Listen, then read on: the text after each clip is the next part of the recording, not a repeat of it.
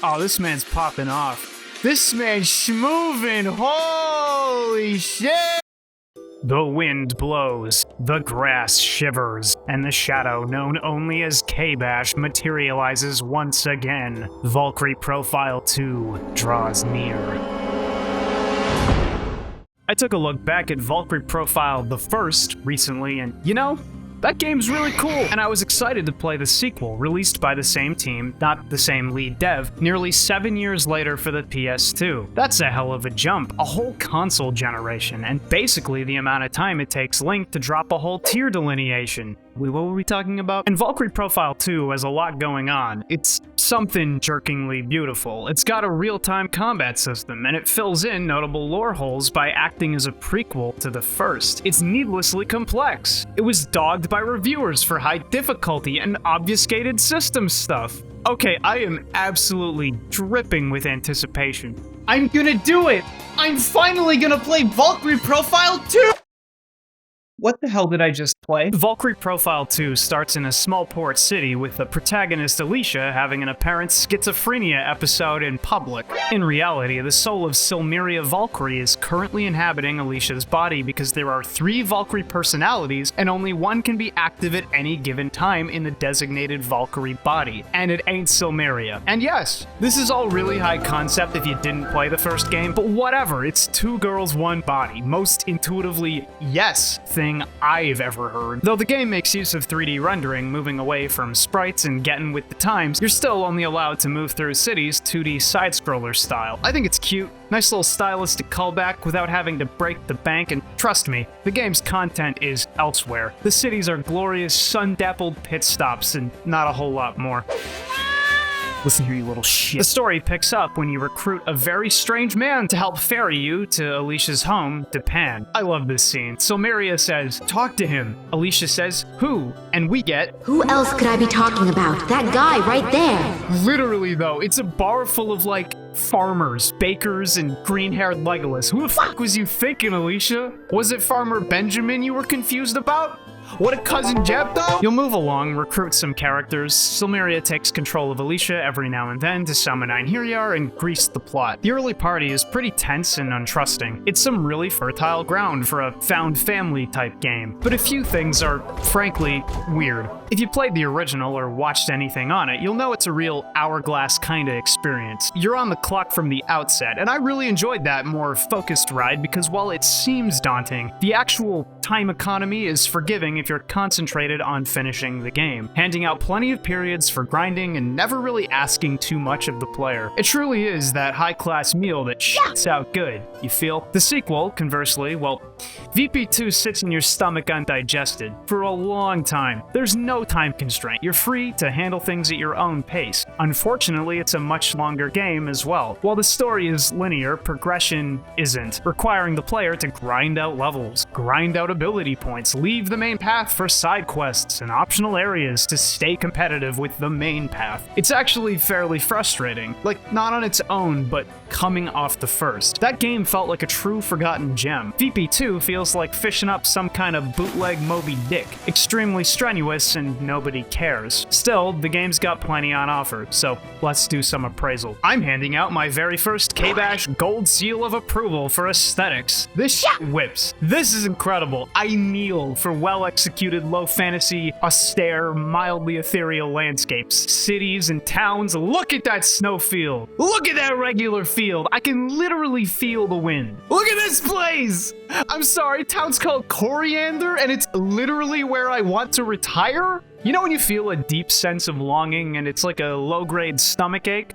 You ever basked in the pale moonlight set amidst cold stone and deep greenery? I'm begging VP2, open the portal. I need this. Let me in! VP2 likely took the 3D approach in response to the changing gaming market, and while it's sad to lose sprited assets, that low-grade, high-craft charm, this is how to shift gears. And let's not forget the music. That's right, Motoi Sakuraba's back once again. I think I've I've name-dropped him maybe 5 times this year. Man's a legend, and he's there, personally panpiping for you in the background while you wander through the fields and plumb the depths of dungeons. You can never escape. But that's the aesthetics. Not everyone cares over much about presentation or music. Thief 1 is a game, and it's pretty fun. So how's the play? I guess what blows me away about VP2 is general reception from fans. A lot of people love this game to death, even though it's nothing really at all like the first, and in a lot of weirdly anti-player ways. Maybe some people thought the episodic delivery of hastily wrapped character backstories was tacky or unfulfilling. I guess that's possible, but just like how the game is cropped short because you're headed to war at the end of the world, Valkyrie Profile crops its cutscene time to show lives swept up in the pernicious reality of mortal life. It works with its themes and context. Valkyrie Profile 2 is much more lush. It contains multitudes. It feels more complete. Not a Spartan race to the finish, but a measured and sometimes meandering waltz through the countryside. You'll wander through major dungeons, as one does, triggering the occasional cutscene, completing the occasional puzzle. They seem innocent. Crystal magic is different this time around. Yes, you can freeze anyone you come across, but now you can swap places with them by firing another blast, opening up all kinds of platforming nonsense. Unfortunately, this comes at the cost of wall climbing and other tricks, so it feels more like a side grade. Really helpful for speeding through areas once you know what you're doing, though.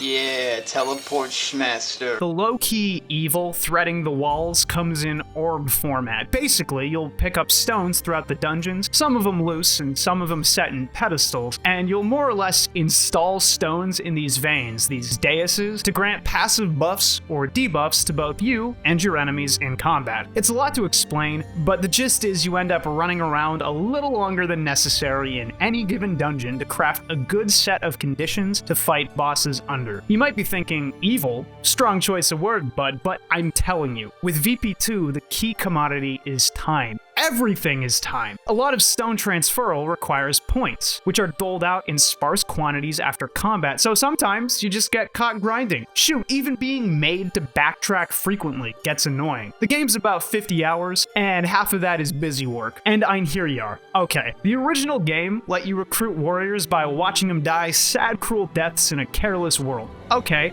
trade offer. I receive your tears, you receive a character. Very antagonistic relationship, but hey, it fleshed out the world and made every character matter. And since each one was unique with different animations and all that, they felt genuinely important and interesting, like deluxe character pickups. Not just dudes you sent up to Valhalla for war, but a pool of talent you could pull from to form the ultimate fighting force. In Valkyrie Profile 2, you find glowing weapons on the ground and suck the latent soul out of them or something, and then you've got a new party member. No cutscene or anything. No backstory except via text in a sub-menu. Same animations across the board, and mostly swapped palettes. There's something like 40 in the game. Holy f***, dude. I don't get it. Like, say I'm an Einherjar, right? You pull my axe out of the ground so you can put me in your party, and you get a text pop-up that says, KBash lived from 1912 to 3072 and died of penis heart disease. And that's that. Admittedly, you can't get them all in a single run. Certain weapons will have multiple potential Einherjar inside of them, but only give out one from the pool at random. So yes, there's some level of personal pride you can get out of being gifted your squad via fate or something. It just doesn't even approach what the first game did, and I get it. I guarantee you there was zero budget or dev time left for fleshing out a whole new cast of dudes, especially when they didn't create tons of original assets for the different Einherjar. Still a downgrade though. I mean, with the number of main party members in your squad at any given time, you're barely incentivized to use the Einherjar, except to farm their souls for mechanical benefit. What the f***? Combat's where the game really shines. The old setup was fine, it functioned, it was fun to set up combos with your main squad once you knew how they worked together. But once you had it down, that was it. Really. VP2's system is blown wide open. You can still choose to engage or ignore combat at will, but once the game's on, your options expand tenfold.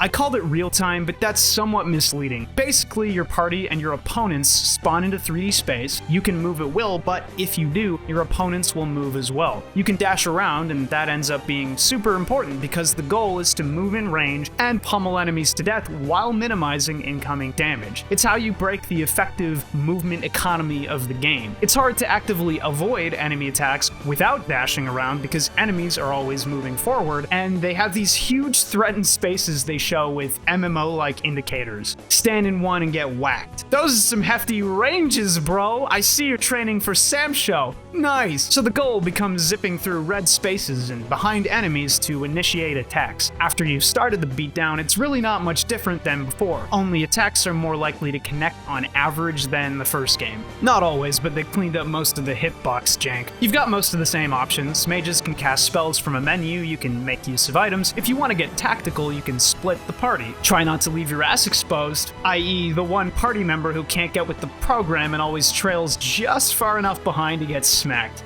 and you'll be fine. And the basic goal hasn't changed. You're still a 4-person party with each member affixed to a button. You can customize your setup to maximize the number of hits you pull, to fill up the gauge, to drop a fat special attack on the enemy. Now is the time.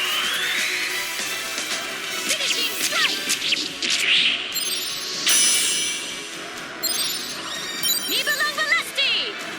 Damn, that's hardcore, bro! In a game that's lacking some of the original's charm, it's nice to see ridiculous, over-the-top, named special attacks. I have my own special move, too. 7th sealed sword art, behold, 1,000 Zentexukin severing the 1,000 threads of fate!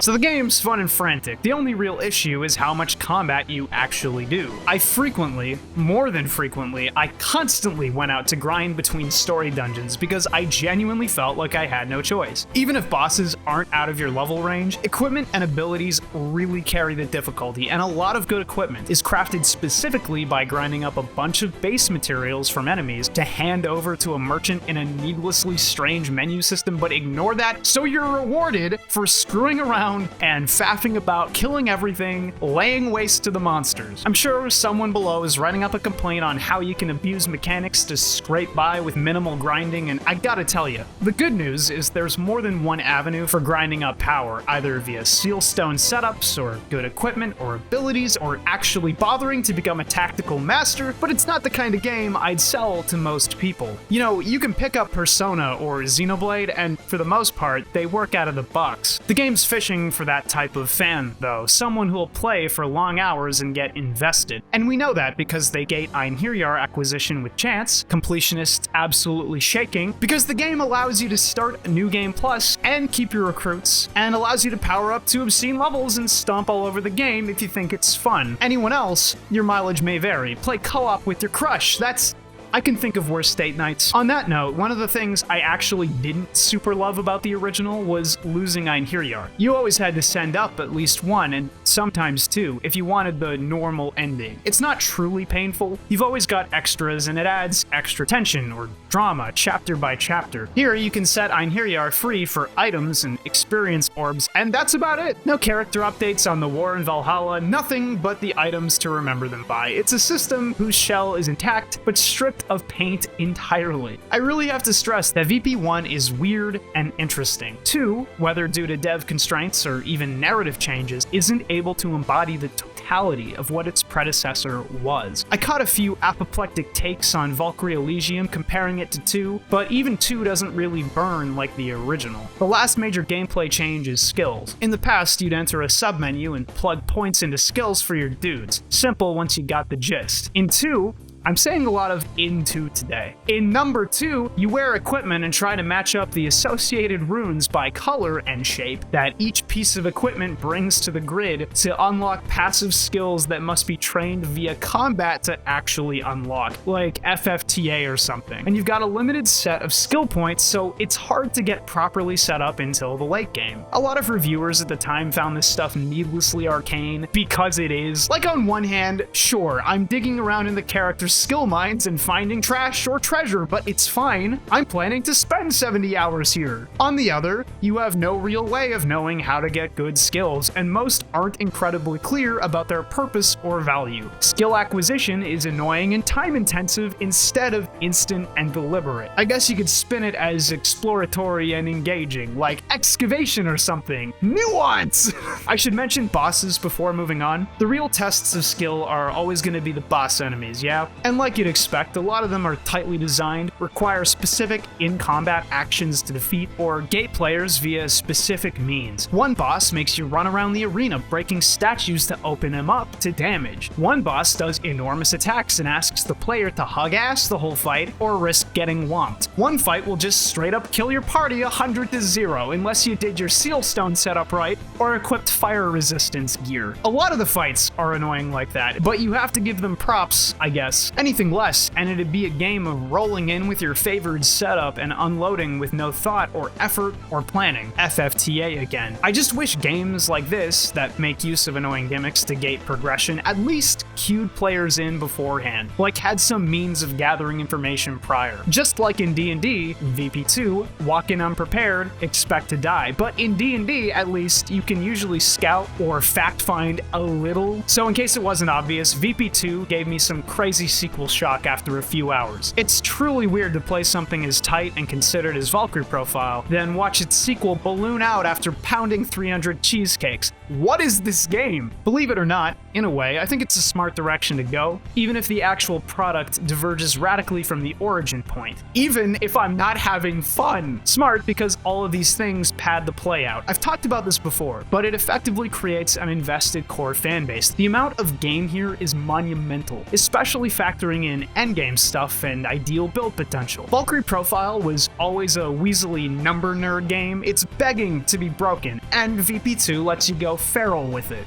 And hey, there was no way VP2 was gonna be VP1 again, in a time where, if you can remember it, people looked down on sprited games as a generation behind the times. Expanding the IP would probably only be good. So, Triae said enough with the character vignettes and moments. It's time to make a recognizable JRPG. A linear, low variance, specifically Valkyrie Profile story. All the fans are waiting to hear Brahms and Lizard's deal, so recap time. The Valkyrie Silmeria inhabits Princess Alicia's body. Pris tries to stop them but fails and vows to hunt them down. Tension established. Alicia recruits a guide with Silmeria's help, and Silmeria summons Dylan the Einherjar later on, establishing most of the party. Dylan is ancient and self-serious, a fervid servant of Alicia's kingdom and Silmeria. Rufus is distrustful and discerns Silmeria's identity, but ultimately chooses to assist because she doesn't serve the gods. The party finds out that Alicia's father, the king of Japan, is up to some funny basement antics with his court mages, and while escaping are stopped by Hrist, who turns out to be weaker than Rufus and Dylan combined, I guess. And when they're eventually surrounded, Lizard Valeth himself, the young apprentice to the mages and morbid from the first game, teleports the party away. The game turns into a hunt for the Dragon Orb, one of the extremely important MacGuffins from the first game, to thwart the king's occult villainy. This involves hunting for the thing and meeting up with Guts, Arngrim himself, and another mercenary named Leone. I like that the game gives away her identity immediately with these ridiculously overplayed staring shots. The story ultimately runs into the Vagrant story problem. That is, having interesting scenes, though much fewer in VP2's case, sprinkled between long segments of boring gameplay. The good news is, they went nuts with some of these. They're long and protracted enough that characters get all kinds of decent scenes together. It really feels like the game's gunning for just as good as Final Fantasy, guys, and only really falls short in the character category. Like Alicia, Rufus, Dylan, Lizard, I don't know, at least one of these is supposed to be a charisma factory, but they don't feel particularly lovable, you know? Lizard actually ends up being the most lovable the most often, as disgusting as that is, because he's constantly reassuring the party and acting level-headed in the face of danger, always providing a hopeful answer. If anything, the party's all tension. What's going to happen with Alicia and Silmeria? Who's Dylan supposed to be? Like, why is this ancient knight being given screen time alongside, like, Arngrim and others? What's Rufus's deal? Will Hrist smother Alicia in the night? When's Lizard going evil? That's a big one. Coming off the first game, we know Lizard's capable of murder and general sociopathy. I care more about the cast's origins and issues than about their interactions. We get another tense scene where it's revealed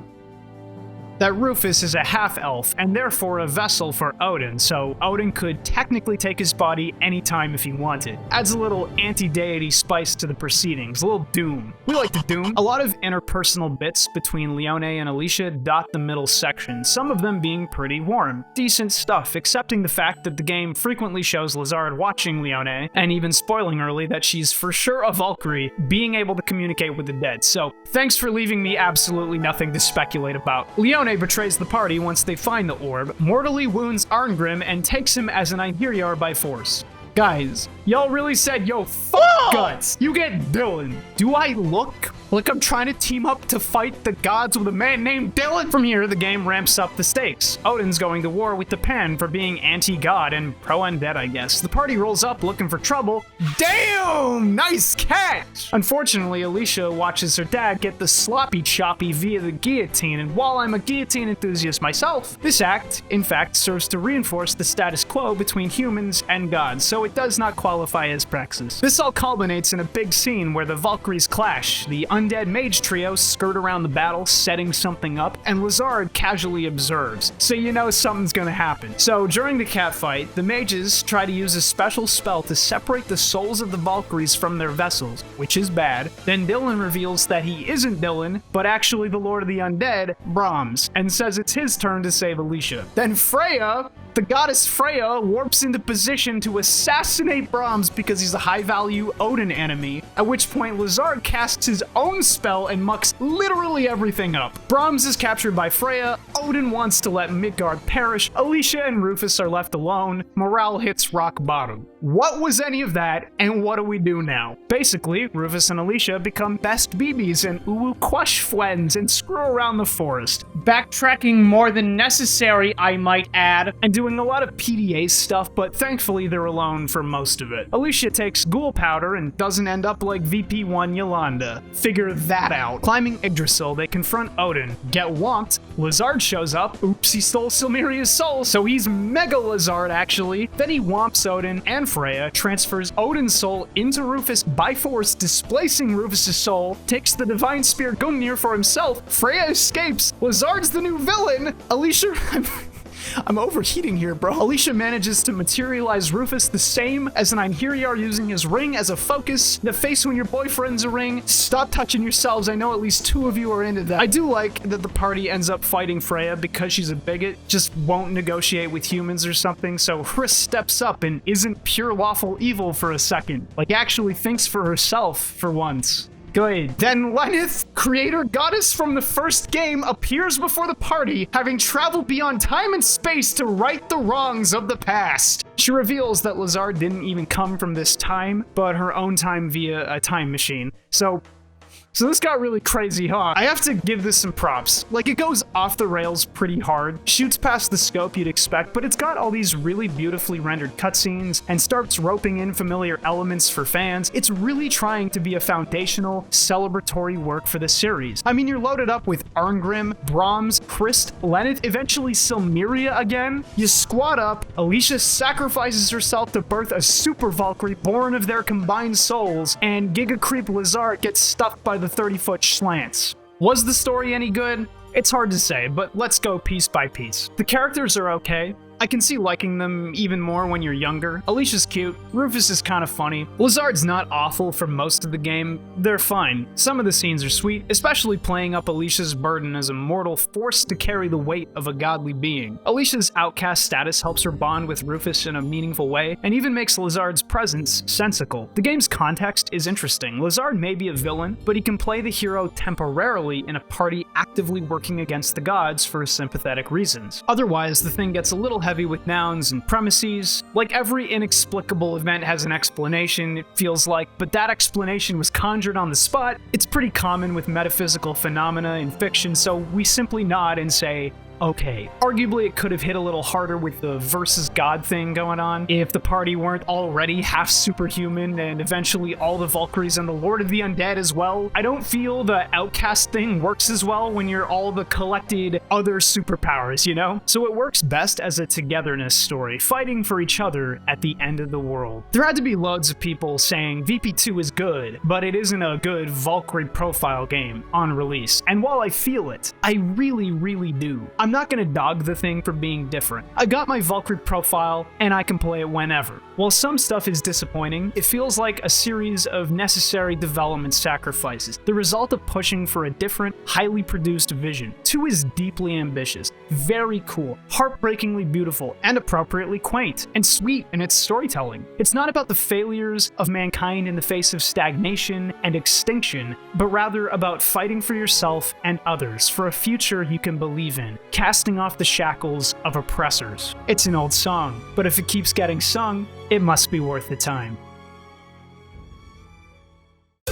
Hey, it's KBash. Huge thanks goes out to my $4 patrons. Check them out.